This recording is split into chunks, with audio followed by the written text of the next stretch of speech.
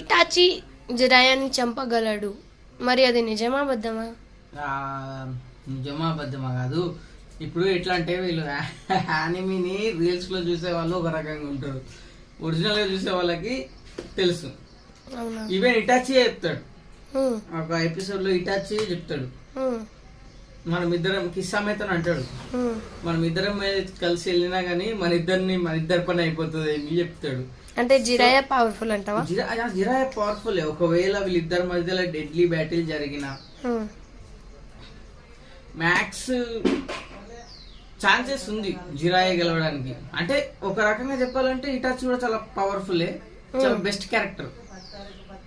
కానీ టోట్ సైజ్ ఉంది కాబట్టి ప్లస్ జిరాయాని గెంజుట్సు బ్రేక్ చేయగలుగుతాడు. జిరాయా ఎలాంటి గెంజుట్సు అయినా సరే బ్రేక్ చేయగలుగుతాడు. సో ఇన్ఫినిటీ సుకియామి తప్ప